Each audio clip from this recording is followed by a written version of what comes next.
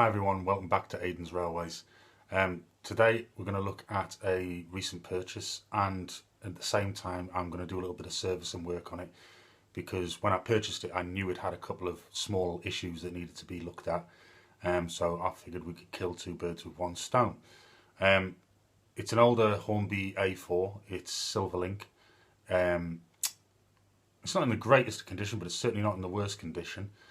But it's the tender drive Ringfield version, and the front freewheeling chassis at the moment isn't very freewheeling. So we'll switch cameras and then you can take a look at what I'm doing as I'm doing it. I have already stripped the chassis from the shell, and I've took it apart just to make things a little bit quicker.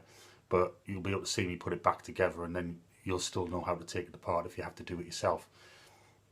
But we'll move over to that camera now and you can see where we're at.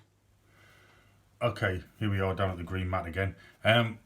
Here's the body shell. We'll quickly look at this body shell before I get on with the chassis for it. Like I say, it's the old Hornby Ringfield tender drive A4. There's been some minor modifications done to it by the previous owner, and it needs a bit of a clean as well at the same time. But there's a very small bit of damage, but it's going to be a fiddly job. But everything else is pretty much there.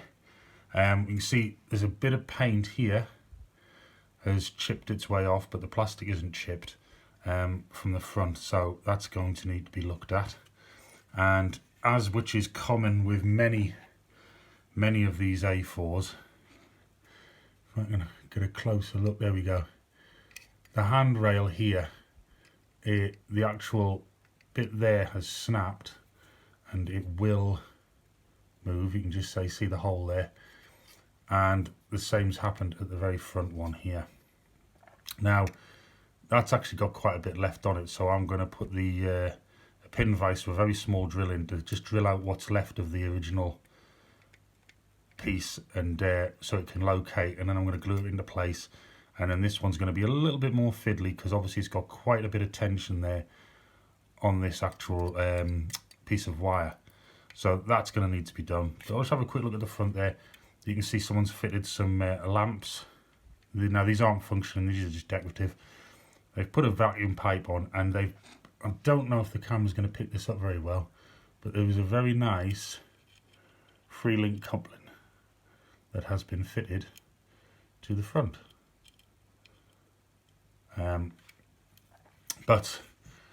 Oh yes, and inside the cab we have a painted crew, and somebody, previous keeper, has highlighted all of that cab detail, which I keep saying I'm going to do at some point to some of the other locomotives. So for me it was a little bit of a no-brainer. There's very little work really to be done to it. I'll just put that there for the moment. Now the chassis is the first time I've ever took apart one of these chassis. We've got the rear pony truck and there's a spring fit, and I've left it on the bolt so that I don't lose it. And obviously there is a connector there for power to the tender. I've removed the front pony truck I should say. I'm going to be very careful not to lose this washer that has just fallen off. They were the two main parts I had to take off the actual chassis prior to getting the chassis out of the shell. I might add, I had never took one of these to bits before. This is the rolling chassis upside down, so this is the base. And all I've done is I've removed this plastic, sort of piece of retaining plastic, which has a bit of detailed brakes and things like that on it, which would be that way around, just so I can access the axles. Now how well you'll see on here I don't know, but I'm rubbing my finger across there, and that's just lightly rubbing it. None of the motion wants to actually turn, and I've checked for any obstructions. There's no obstructions. If I rub hard enough it will move. but that's no good, because as you know, with all of the drive being in the tender, that's not going to help us at all when it comes down to being moved along on the track. So I'm just gonna, there's a lot of grease on here, so I'm just going to remove some of this grease, and it's probably very, very old, some of the original oil, I would imagine. Just quickly push some of that off. I'm not going to go too mad with it, because everything else is pretty much bone dry, especially those axles. So what I've got here is a nice little syringe of oil or lubricating fluid. This is a Gauge Master one. They're really cheap. I picked this up at the model shop, and it'll last for absolute eternity. You know, it's one of the best ways of applying it as far as I'm concerned. So what I'm going to do is just put a little bit onto the axle on this one.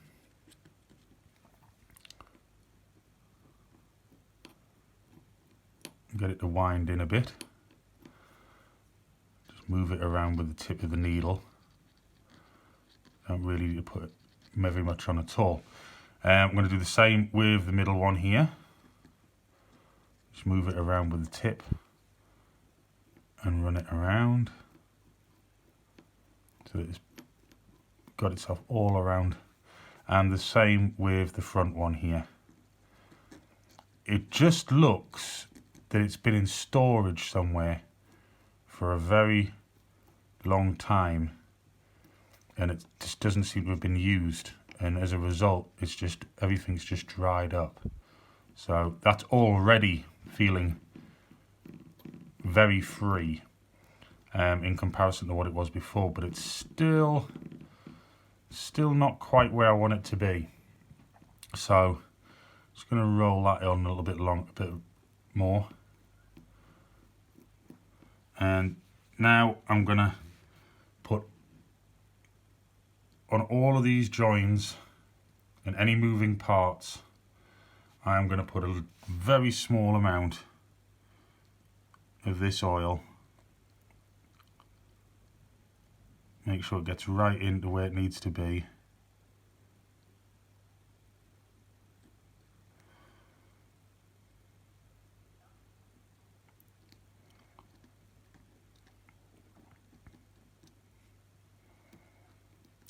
Because if everything's dried up, there's going to be an incredible amount of friction on all of these moving parts, and that will cause a lot of it just to not want to work. And I think this is all that's going to be the case to get this running again, because there doesn't seem to be any hair or fluff. I say that and then I just spot one hair there. There doesn't seem to be any hair or fluff obstructing anything on the model at all. Initially I thought maybe this has been subjected to cat hair or human hair, and that it might be that's got itself all tangled up, but as soon as I opened it up, there was no signs of anything like that. It was all very, very clean in that respect. So just put that to one side. Now I'm just gonna roll it with my fingers. And this is one of the downsides, I think, to the old tender drives, because once these started to get stiff and seize up, then they wouldn't run properly, and it never looked right. The wheels weren't turning properly. I vividly remember when I was younger, my father had a very early evening star, and it suffered very, very similar issues. I'm just going to put some here because there is moving parts on the piston rods, and they go through an aperture, so they need to have as little friction as possible.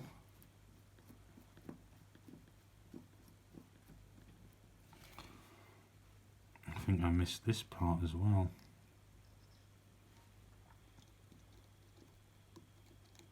But it's definitely moving a lot better than it was before.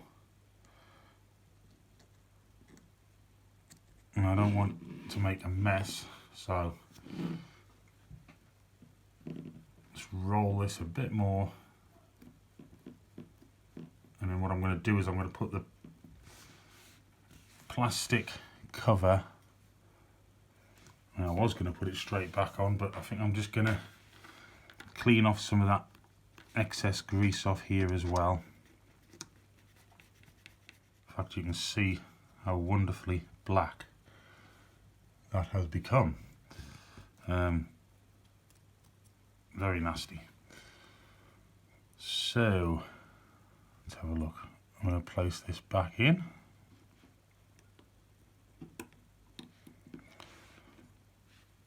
And I'm going to locate the screw again.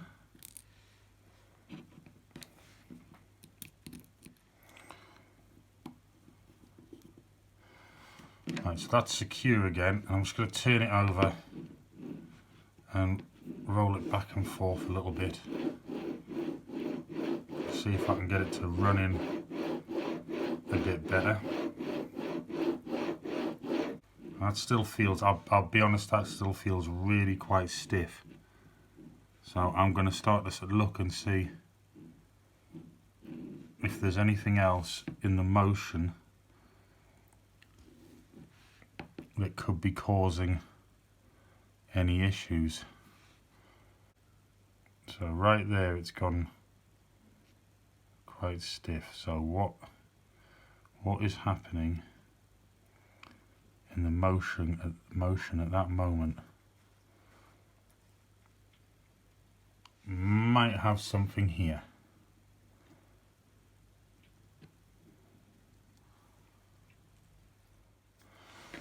Okay.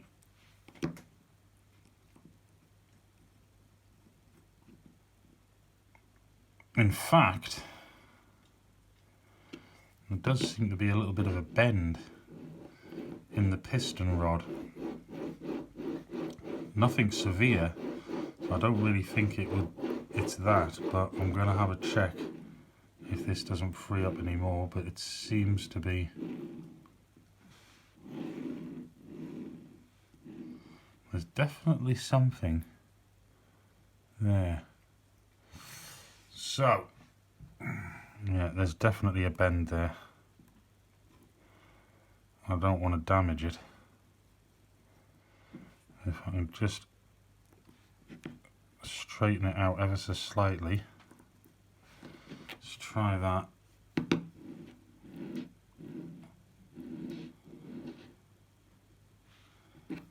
It would appear that this piston rod is not reaching the allocated area at the front. There we go. I think I might just have rectified that one.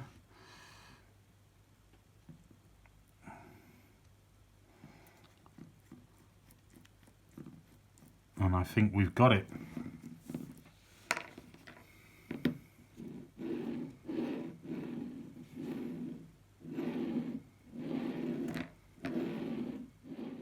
Now I think on a track, left to run for a while so that everything can get itself into position and well lubricated, and I think that problem will be over now. So another quick check. Yeah, everything's moving really quite well there now. Just on this side of the actual axle boxes, I'm going to put a little bit of oil because that's somewhere I didn't put it. Don't want to have too much, but this was as dry as a bone, so it won't hurt it just to be a bit thorough. That's definitely better, because it wouldn't do that before. So something else I did notice when I was holding this before I stripped it down is that obviously there's no motor here, and this is metal, but it seems to be really quite light, and I think in the future I might put some more weight in the actual shell just to give it a bit more pressure on those wheels to help them go around. So I'm going to quickly wash my hands before I do anything else, because I'll have greasy fingers, and then I'll come back and we'll go to putting the shell back together. So one of the first things I want to look at on this loco is this handrail. Now luckily this piece here that's snapped, there's actually still a part of it exposed in the body, so I should be able to get a good idea of just what size drill. So that's about 1 millimeter in diameter. So I'm gonna get one out that is in fact 1 millimeter or 0.95 now. I think we'll go for the millimeter. There we go. I'm just going to put it into a pin vise and just so I can gently ease what is left inside that body out, because I don't want to damage the body, but by the same token I need something for that handrail to actually get a hold of, and it's right on the silver piece. So I don't know if you can just see it there. So I just need to ease that in. There we go. Very gentle movement. And I've freed a hole up there. Now is going to be the interesting part. Can I get that to locate? And it has. It's just located straight away with absolutely no bother at all. So what I'm going to do is, because I don't want to damage the outside, I am going to very simply apply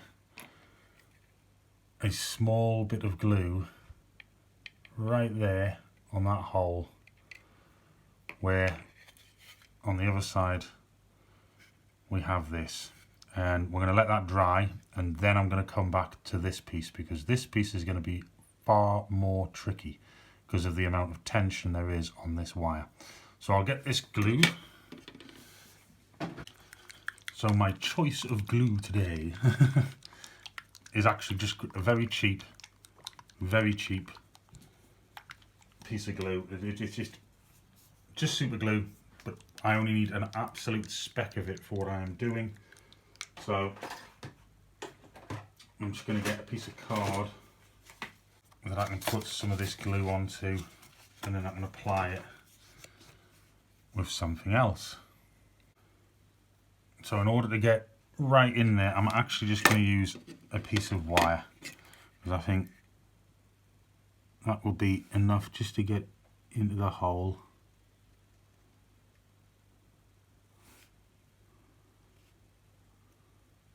Tiny little bit at a time.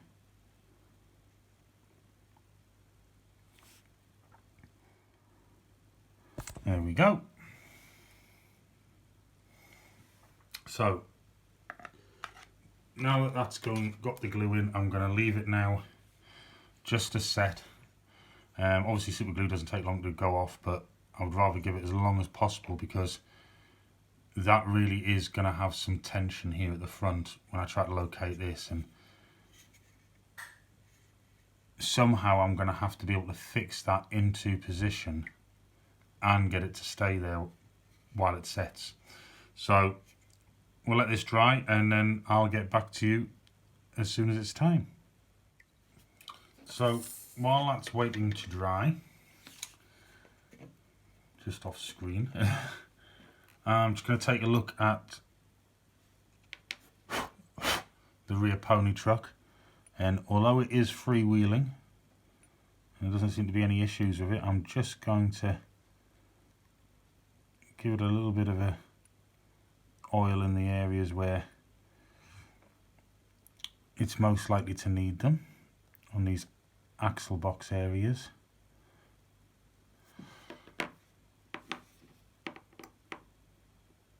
Oh, that's flowing really freely now. I know they were reasonably free anyway, but that is even still spinning now. But so it wasn't going to hurt. Just to give it a bit more, I think we'll do the same with that front pony truck.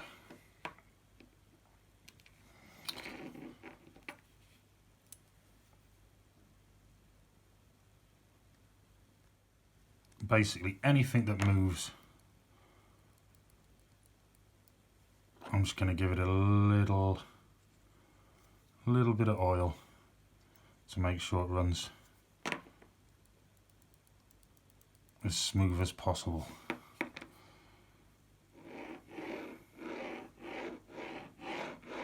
Alright, now super glue doesn't take that long to dry, so let's take a quick look. Okay, so this is where things could possibly go horribly wrong here on the work I've done so far. There's an incredible amount of tension on this piece of wire, so I need to try and ease it round, but I need to try and bend it into position at the same time, because I don't believe that I'm going to be able to get that to stay where I want it to stay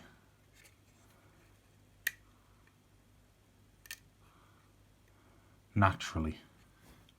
Okay, I apologise for the lack of the ability to show you really close up what I am doing, but unfortunately, in order to hold things in place, it's just going to have to be this way. You can see the process, but it's just going to be quite difficult to keep this in position whilst I'm doing it. So I'm just picking up some of the super glue here, and I'm just going to place it where I want it to be. There we go. And I am going to have to physically hold it in that position until it dries. Well, I don't know how well you can see that or not, but I've managed to bend it into position. It did take some doing. It did scratch the paint at the front, and I've just had to touch it up ever so slightly. But while I was there, I touched up that chimney top as well. So that's that job out of the way. Now I'm going to reassemble the chassis and the body back together. So take note if you're if you were planning on taking one apart, because it was totally new to me when I did it. So let's see if I can actually remember. Now at the back of the chassis there's two little nodules sticking out there, and they're going to locate in here of the rear of the cab. Now you can just see there's a gap and a gap there, and you have to ever so slightly widen the body in order to get the actual valve gear, or the part that actually holds the chassis into the body, back in. And it is really rather tight, so I just need to get it out enough to be able to get that in. I'm just tiniest bit of pressure, and I'm just going to push it down, and straight away it's clipped in. So that's the main chassis now reassembled. It's just a case of fitting the rear and front pony trucks. So we'll start with the rear one first, making sure to put this spring back on. So that just fits straight into there.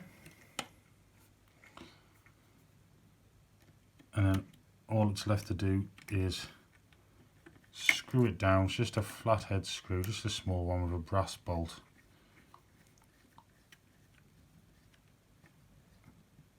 There we are, just finger tight virtually. And now for the front pony truck. So I almost lost the washer again, so we'll try again. There we go, straight into place. And you see, screw down, just finger tight like that. That's nicely oiled up. And that freewheel's lovely now.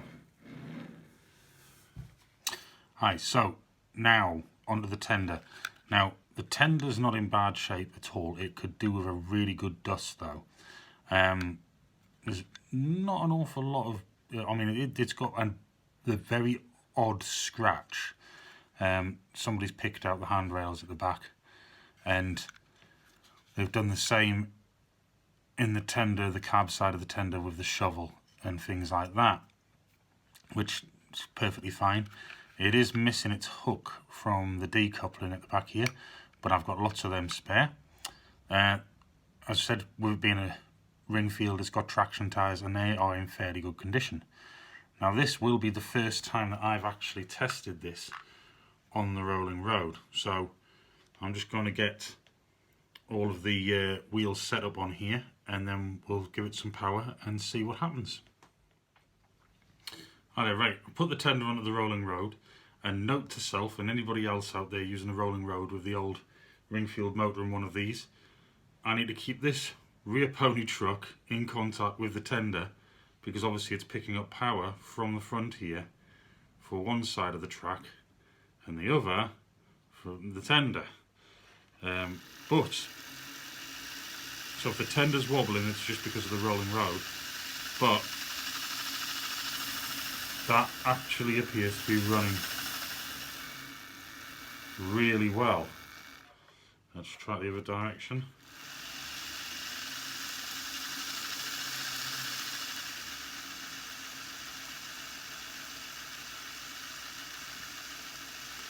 So it's not screaming or anything like that, and by all accounts, listening to the way it was running there, I would say the bushes are in quite good condition as well, but let's have a look.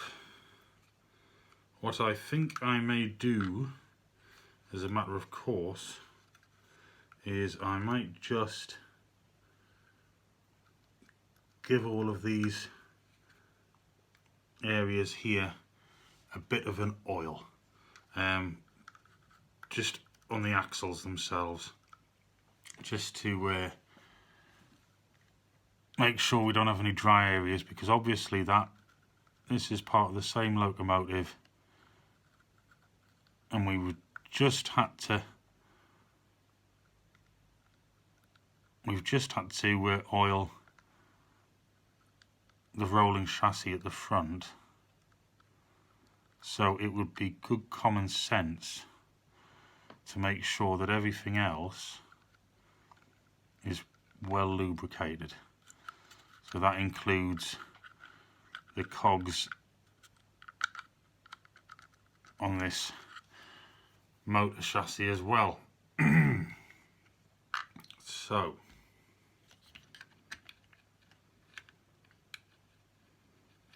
relocate the tender again.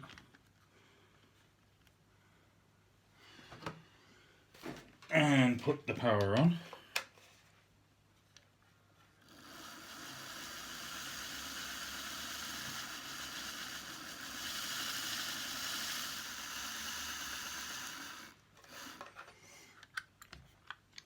Right.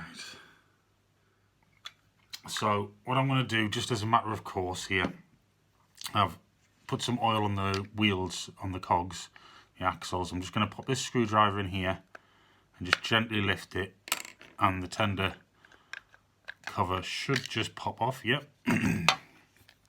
And inside we can see the infamous Ringfield motor. Now I'm just looking here, it's got quite a lot of weight behind it because that's all cast. all of the cogs here are bone dry, and I mean absolutely bone dry.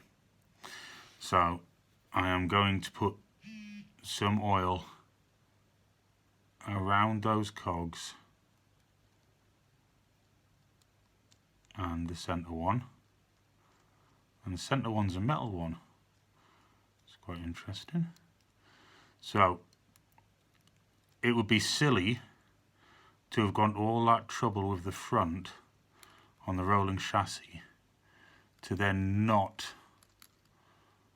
do all of these cogs in here. And trust me, with this being as bone dry as it is, or rather was, this would have got damaged quite quickly. So I'm just going to put this back onto the rolling road and get the power on. Hold that into position again.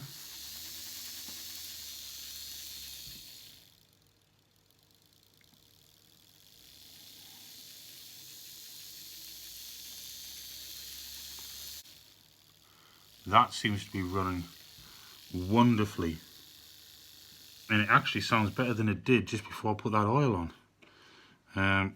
Just going to put some along the top there and on this small set behind, because I can now see them.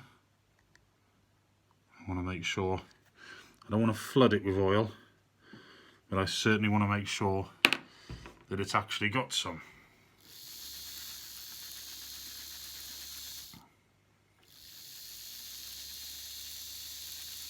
Well, that's starting to sound even better now.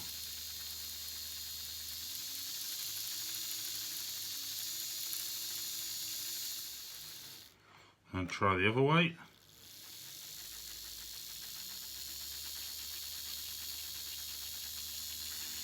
That is brilliant. So, yeah, there's plenty on there. Don't think we're going to have any problems out of that now. Just check. Yep. Everything seems to be fine.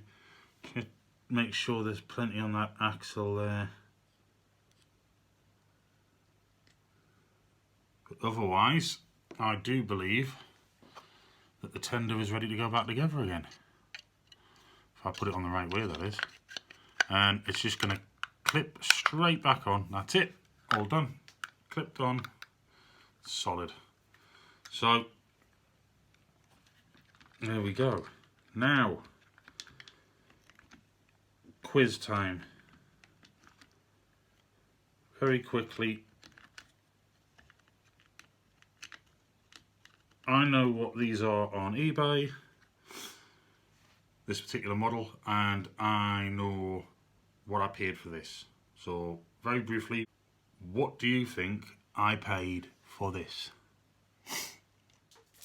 Let's see if anyone got it right. I paid £30, which I think is a fair price for a loco that was in reasonable condition. Just needed handrail sorted out, touched up with the paint here and just there on the front. It's been customised. It's got nice bits of detail, cab interior and the crew and things. Does need a clean, as in a dust and things. The tender motors worked absolutely fine, just needed a good oil up. And I just had to take the chassis off and similarly give that plenty of lubrication, and that runs perfectly fine as well now. So I think that was a fair price, but that wasn't all I got. But you'll have to wait till the next episode. And then I'll show you what I actually bought with this lovely locomotive. So if you enjoyed the day, give it a thumbs up. If you've got any comments or questions on this or what I've done or anything like that, please do get in contact with comments. And if you haven't done and would like to, please subscribe, press that bell, and you will be notified as soon as I upload a video. So thank you for watching, and I hope this has been of some use to you, and I'll see you again soon. Bye now.